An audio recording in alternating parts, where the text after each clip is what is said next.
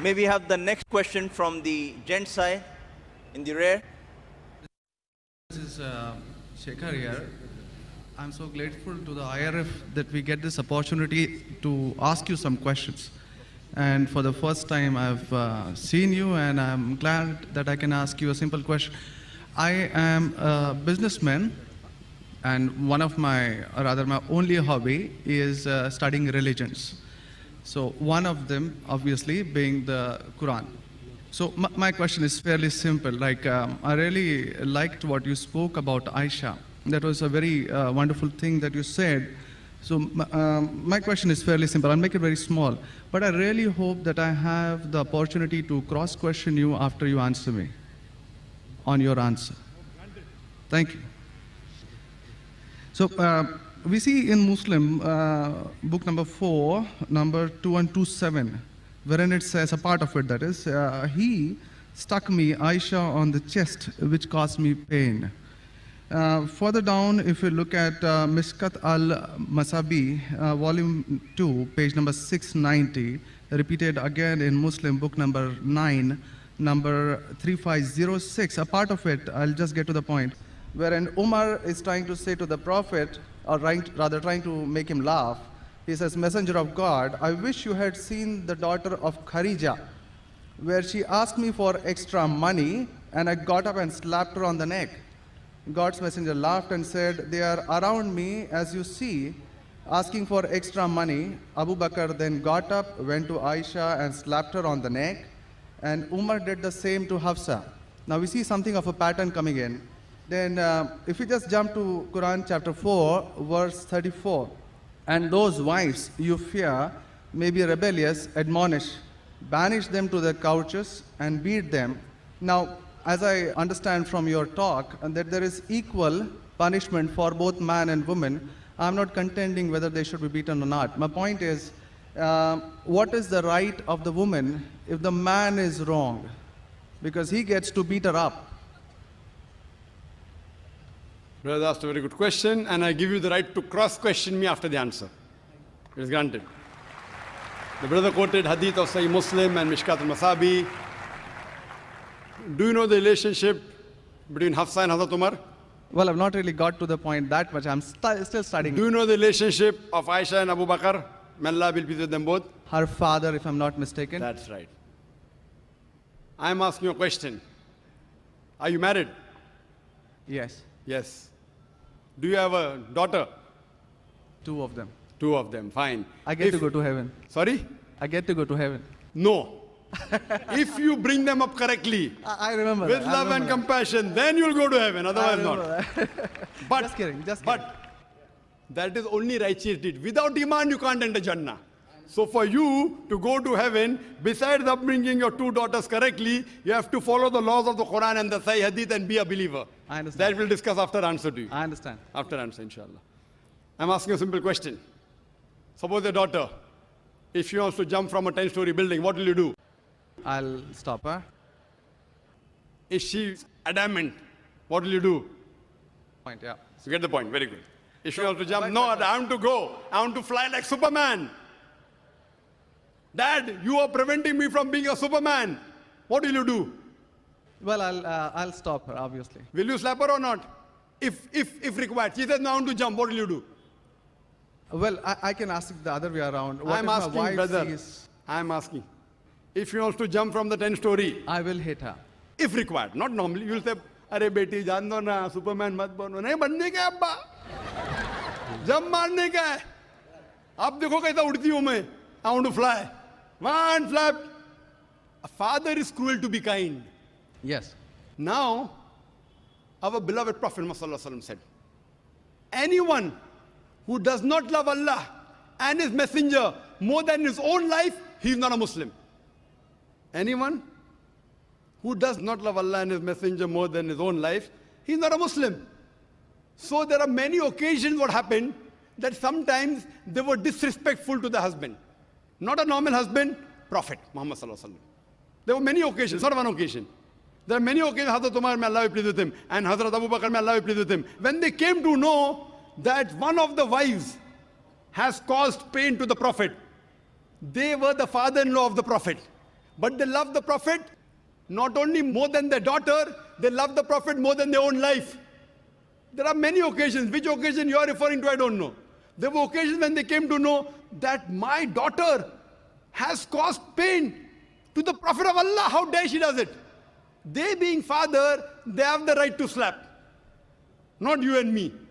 For us, they are the Ummahatul Mu'mineen. They are the mothers of the believers. But yet, they were human beings. Even the wives of the Prophet. Though they were wives of the Prophet, they are the best examples, yet they were human beings and they did make mistakes. Like the ayah recited by the Qari, Surah Nisa chapter 4, 32. They want equal rights.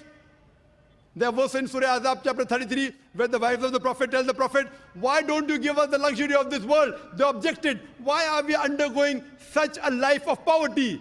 So Allah sends a revelation. If you want this world, I will grant it to you, but you will not get Jannah. The verse of the Quran says, I will free you. That means, if you want, I will let you go free.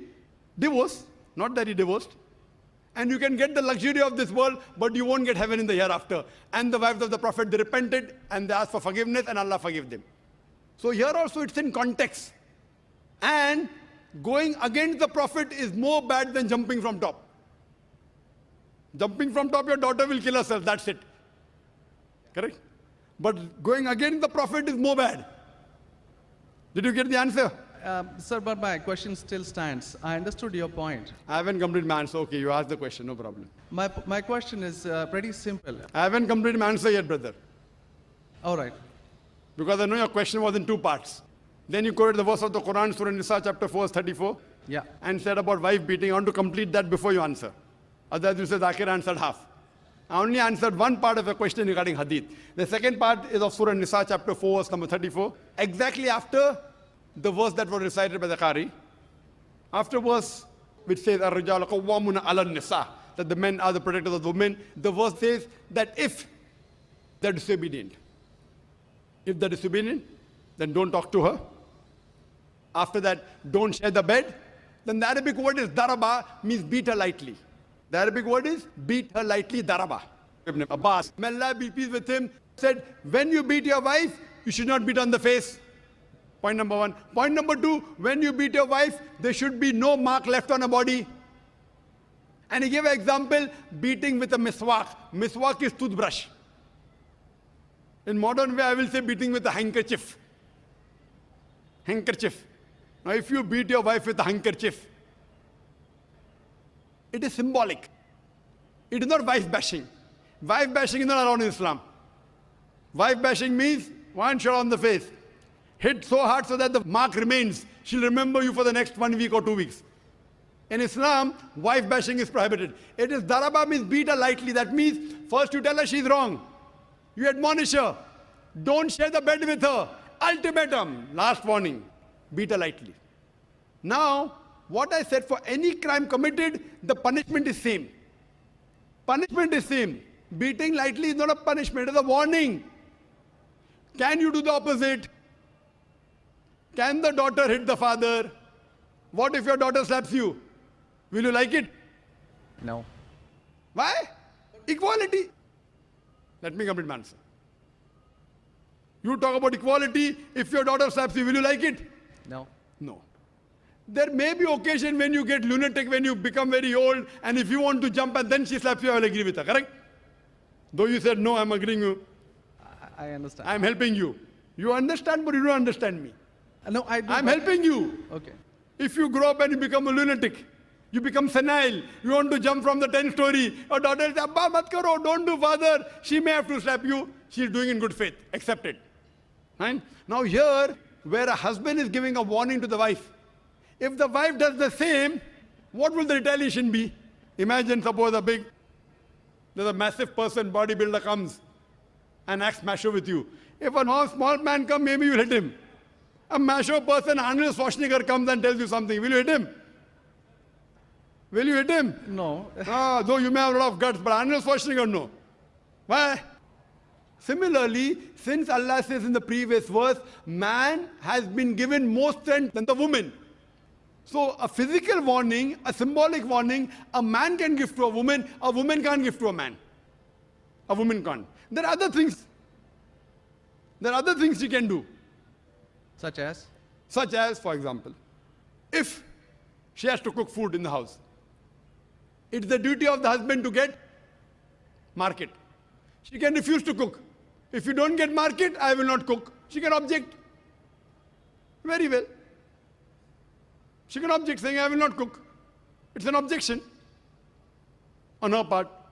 If, for example, he is not offering salah is important, she can object nicely, with love and affection. My dear husband, please offer salah. Then she may get a little bit angry also, no problem. Getting angry with husband is not allowed, unless it's for the sake of Allah and His Rasul. But not physical. She can't get physical. If she gets physical, there will be retaliation. It will never work. Imagine your wife slapping you. Will you leave her? Fine, you may say, Jando. So, what do you realize? This is a symbolic beating. What the Western media has done, they portray as though it is wife bashing. Where is wife bashing? You know the hadith also. So, because of that, Islam is the best way of life. It shows you how to lead life with your wives also. Hope that answers the question. If you have any counter question, you're most welcome, brother. Yes, actually 2 points on that. Primarily, the first thing that you said is a daraba, which means basically tapping. And as I understand from the Hans word dictionary, it comes from the word idrib. And now, if you look at it, the Arabic word is used in 2 ways. One, to strike up a poem, the word idrib, from which the word darwa is taken out. The first is to strike up a poem, and the second, which is used 12 times in the Quran, is a physical action of striking. Strike off? Strike up a poem, or Strike second, up a poem. Strike up a poem, metaphorically. Second part is the physical action of striking. It's used again in Surah 8:12, wherein it about an angel strike off their heads, strike off the very tips of their fingers. The same word is used. So how can the same word be interpreted there as lightly, but here as Very good question. The second part. Very good question. Very good question. The second part is that if we come back to Sahih Bukhari, volume 7, number 715, again, the respectable, I truly mean that, respectable woman Aisha, a great scholar, I read about her, narrated, Aisha said that a lady came wearing a green veil and complained to her, that is Aisha, and showed her a green spot on her skin caused by beating. It was the habit at that time for women to support each other, means when they get beaten up, so you support each other.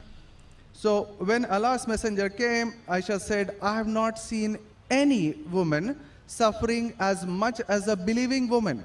Look, her skin is greener than her clothes. That was my second part. As for second part, I'll answer first, and first part, I'll answer second. No problem. She's complaining to the Prophet that somebody has done injustice to her. It doesn't end saying the Prophet agreed with it. If someone has done injustice, if we read ahead in some other hadith, the Prophet may have done justice to her. It doesn't say that someone beat her and the Prophet agreed with it. Correct? She is just reporting that maybe there is injustice done to a woman. That's it. The moment she's complaining means she's disagreeing with it. She didn't say, Prophet, I heard a very good thing I saw, that the woman was beaten up. The moment she's complaining means the wife, Hazrat Aisha, may Allah be pleased with her, disapproved of it. So the lesson we get from this is, no one should beat the woman such a way that she becomes green. But sir, see, the exact statement she makes is that I have not seen any woman, that's Aisha herself, it's not my interpretation, I have not seen any woman suffering as much as the believing woman. So we see at the time of Muhammad that women were really in very, very bad shape, even though... You know there are hadiths saying, I have not seen a person, a believing person like Hazrat Bilal suffering. What was he suffering from? His master tortured him and said, don't say there's one God and I will leave you. Hazrat Bilal, may Allah be pleased with him, on the death stone, he's agreed to die. He will say, I will not denounce Allah. I will keep on saying, La ilaha illallah Muhammad Rasulullah. There's no God but Allah and Prophet Muhammad is a messenger. He's taking the pain. That means if I say Hazrat Bilal is a believer who is being tortured, that does not mean that what act that being done on Hazrat Bilal, may Allah be pleased with him, is right. It is wrong. But he's a believer who's taking the pain. In this context, we have to see the context and go to the Shara. You have to see Fath al-Bari. And what was the woman? Was she? What was she? Who tortured her? Was it the master? Was she a slave woman? You have to go to the Shara. I'm not a muhaddith. I'm telling you what the answer can be. You have to go to the Shara and find out. Why was she? Who hit her? Who beat her? Did the husband do? Was the husband a believer? There are 10,000 reasons. But Just sir, because- excuse me, in Mishkat al-Masabi, Brother Shekhar, volume 2. Brother Shekhar, Yes. what I would like you to do, there are so many people waiting at all the mics. Precisely, concisely, I would like you to put your question in a few words and then close. Because you got such a big sheaf of papers, there are many people I see waiting with small slips just or one something. question. So we cannot allow this whole thing to go on. This is not a debate session. It's a question and Brother. answer session. I want you to put your question in the next 4 sentences. Let Dr. Zakir answer so that all the many ladies standing there here also get a chance. We have exactly 1 hour, 12 minutes left. We have I'm very occupied sorry 20 about minutes already. Brother, initially you asked 2 questions and answered. You said, I want a counter. What counter you gave? In the counter, you're asking 1 more question. I don't mind answering your 100 questions, but in this rule, 1 question at a time, go behind the queue, no problem. You asked 2 questions, give the answer. You said, I want a counter question. With the counter question, you're asking 1 more question. So, I'm very kind, I don't mind. I would love. After finishing, you can come in the cabin. And inshallah, I will answer all your questions. I want to ask you, after I answer your question, what will you do? Will you believe in the religion Hazrat Aisha believed? Yes or no? I yet have to answer your counter question. Well, it's not just this one point. There are many, many more. I'll answer inshallah all. How many are there? 10, 20, 50, 100? How many? Well, we can sit on that. How many approximately? Well, there are many more. I've not How really many? counted them. 10, 20, 100, 1,000, 10,000? How many do you have now in your mind? Well, I do have. How many? 10, 20, 30? How many? Yeah, probably quite a few. Maybe, Quite a few is how much? 5 or 10? Approximately. I don't know, maybe 100 questions. 100 questions you have? Brother, after this session is over, we sit together. Okay? Write down all the 100 questions. Inshallah. Inshallah. I will try and answer everyone. Okay? I request you, we'll spend the full night together. I don't mind, because you are a seeker of truth. And I'm also a seeker of truth, and my job is to try and clarify the truth. Not that I'm a scholar. I will try and answer all the 100 questions. But I doubt whether you'll be able to write 100 questions. I doubt. Coming to your main counter question, brother. That will be basic counter question. Counter question of yours is that daraba has got 2 meanings. One is strike off the head. You ask me then, how do you come to know which is correct? Correct? Exactly. In the counter question, don't ask 1 more question. That means you're breaking the rule. Sir, I'm just refuting what you said. Not refuting. See, you asked a counter question. Counter question was of daraba, has got meaning of striking. That is the counter question. In that counter question, you asked 1 more question. You can't ask 1 more question in a counter question. You can ask 1 counter question, but that was a fresh question that you asked. Now coming to your question of daraba. You said striking, I agree with you. How do you come to know one time it is lightly beating, one time it is striking of the head? You know the verse in the Quran is there, in Surah Maryam, chapter 19, verse number 47. Mary, may Allah be pleased with her, she says, when Archangel Gabriel says that you shall have a son. So she says, how shall I have a son when no man has touched me? How shall I have a son when no man has touched me?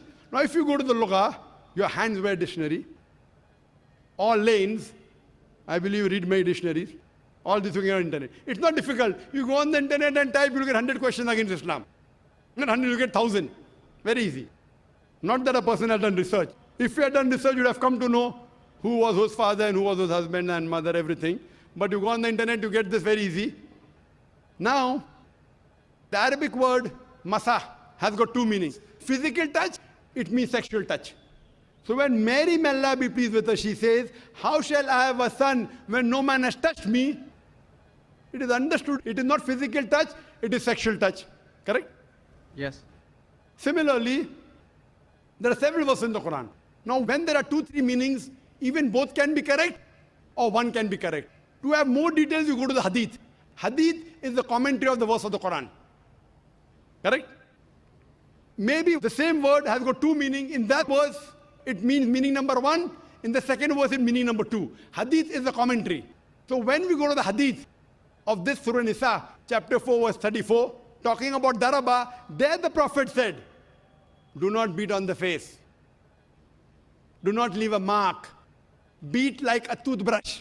I gave the answer, but you were so much concentrating on the notes you have that you forgot my answer. If you have heard my answer, that if there are 2-3 meanings, all meanings may not be right. Maybe one is right, maybe two are right, maybe all three are right. Therefore, you have to go back to the Prophet. The Quran says, Atiullah, Atiur Rasul. Obey Allah and obey the Messenger. So when there are 2-3 meanings, you have to go to the hadith and find out what did the Prophet mean by that word. So there when it says strikes off the head, it means strikes off. Here it means strike lightly. So therefore, if you know the supplement is the commentary of the Quran, it's the hadith. Without the authentic hadith, you cannot understand Islam.